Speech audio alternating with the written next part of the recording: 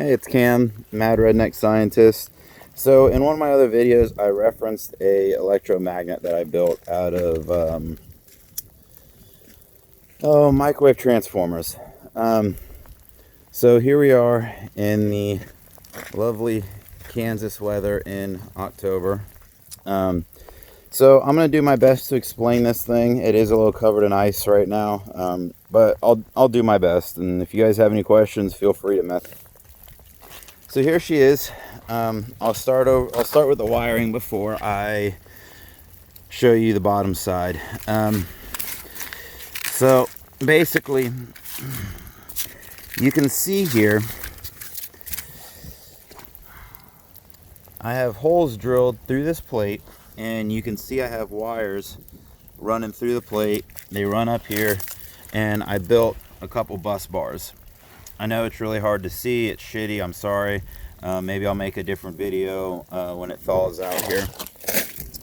So my original plan was I had two separate bus bars. Both these bus bars are positive leads. I have two different cables, and they go up to here, my welding connections. I use these because they were stupid cheap, and I can buy a bunch of them on like Amazon ridiculously cheap versus the 2 or 3 prong like winch cables.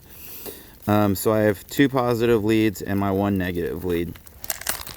So underneath here there's roughly, I think there's 12 microwave transformers that have been modified.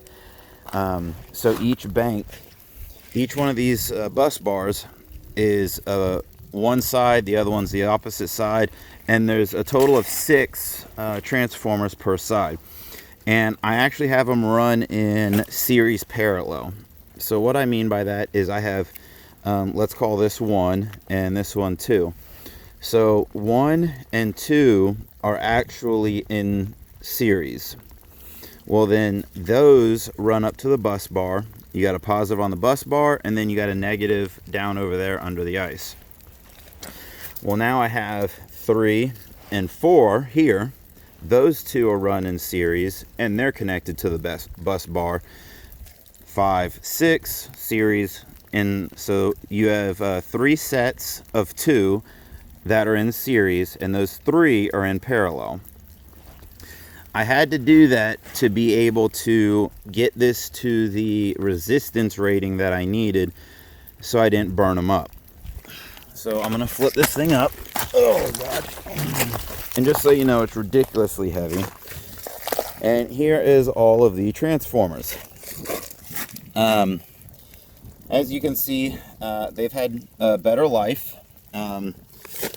I've split some of the E-cores up. I have wires that have come disconnected. Some of the coils are actually chipped. So they'll short out. But this thing's probably every bit of 150 pounds. So that was my first attempt at making an electromagnet. So the problem with it was each one of the transformer coils, they individually, when you run one of them with 12 volts, it will damn near pick up an engine block. The problem is when you run them individually off of a 12 volt source, they get ridiculously hot, ridiculously fast. So the amperage is way over what they can actually handle. So I ran 2 of them in series.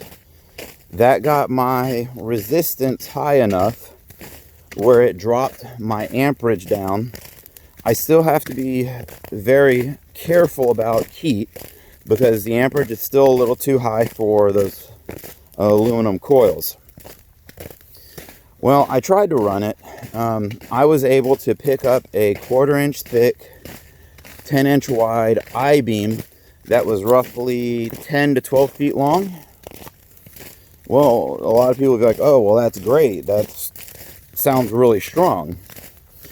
Well, the problem is you have to set the magnet perfectly flat on the I-beam, and I had to energize both banks and it would pick it up. I don't know what the actual weight of it was, but I do know that it was ridiculously heavy. It took two of us to move it, probably somewhere around 350 pounds, take or give. Well, you can't pick up a washing machine. You can't pick up anything that's has any type of curvature to it. They just didn't produce enough of a magnetic field to be able to pick anything up that wasn't flat and did not rest 100% against all 12 coils. So that was my first attempt. I mean, it's great for ridiculously thick and flat iron, but anything that's smaller, that's round, has any type of curvatures to it, it wouldn't pick up. Like, for example, I did a property cleanup where I had the same metal shelves that you would see in a convenience store or Walmart, something like that. Ridiculously thin. They don't have much mass to them, and I couldn't even pick one of those up. I'm talking something that's less than 5 pounds. I wasn't able to pick it up because it didn't have the mass to it. So that magnet really wasn't working for me. So that's why I started working a different magnet. So what I'm going to do is I'm going to show you my control setup that I had for the large magnet. And then I'm going to modify it and change it to run the small magnet that I just created in the other video. So you guys stay tuned, and I'll show you what I'm working with.